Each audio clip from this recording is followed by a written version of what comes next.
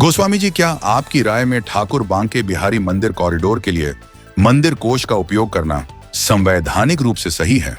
देखिए, मंदिर कोष जो देवता की संपत्ति है उसका सांसारिक ढांचों के लिए उपयोग करना, जैसे धर्मशाला के लिए उपयोग करना, पार्किंग के लिए उपयोग करना, सुरक्षा चौकी बनाने के लिए उपयोग करना, धर्मशालाओं के लिए उपयोग करना, टॉयलेट बनाने के लिए उपयोग करना, ये अनुच्छेद 26A का सीधा सीधा उल्लंघन है। This is the brazen violation of article 26 of the Indian constitution. ये धार्मिक संप्रदायों के प्रबंधन अधिकार का सीधा सीधा उल्लंघन। रतिराम गांधी बनाम बॉम्बे राज्य में ये स्पष्ट किया था सुप्रीम कोर्ट ने, धार्मिक कोष केवल धार्मिक चारित्रिक उद्देश्यों के लिए समर्पित है। कॉरिडोर का निर्माण इसकी परिभाषा से बाहर है।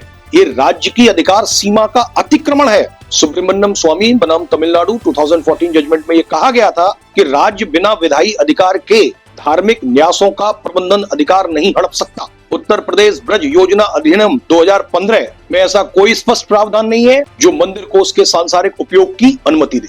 This is also in the contravention of the apex court judgment in Keswanand Bharti case, that was the landmark judgment passed by 13 judges of the Supreme Court। और अगर ये कानून प्रतिस्थापित हो गया तो सरकारें इसे हथियार की तरह इस्तेमाल करेंगी।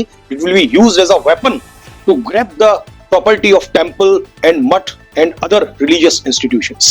मंदिर के नाम खेत भी होते हैं, मंदिर के नाम भूमि भी होती है, मंदिर के नाम लाखों करोड़ों रुपए की एफडी भी होती हैं। उन सब पर गवर्नमेंट की गंदी नजर है और गवर्नमेंट ने उनको हथियाने के लिए ये कानूनी फॉर्मूला इस्तेमाल किया है। और ध्यान रखना, there is a grave violation of constitutive principles in this judgment. इसको चैलेंज किया जाना लार्जर बेंच के सामने बहुत जरूरी है, जिससे कि इसका इंटरप्रेट ढंग से हो सके, बिकॉज ये संवैधानिक अधिकार है और इसका चुनौती संवैधानिक पीठ के समक्ष देंगे। माननीय सर्वोच्च न्यायालय इसमें लिटमस टेस्ट करे whether it violets the principles, this is the brazen violation of the fundamental rights और नॉट। तो इसका इंटरप्रिटेशन बहुत जरूरी है, अदरवाइज ये लैंडमार्क जजमेंट है मेरे हिसाब से। And I am sorry to say अभी तक इस जजमेंट पर किसी ने चर्चा ही नहीं की, इसकी वैधानिकता पर किसी ने प्रश्न चिन्ह ही नहीं लगाया। नहीं तो बहुत सारे ऐसे राइटर्स हैं कि सुप्रीम कोर्ट का एक जजमेंट आता है और आप उसको इंटरप्रेट करने में लग जाते हैं, और इसको इंटरप्रेट करने की जरूरत है। मैं आपको आगाह करता हूं और मैं चाहता हूं कि आप भी अपने विचार इस पक्ष में रखें।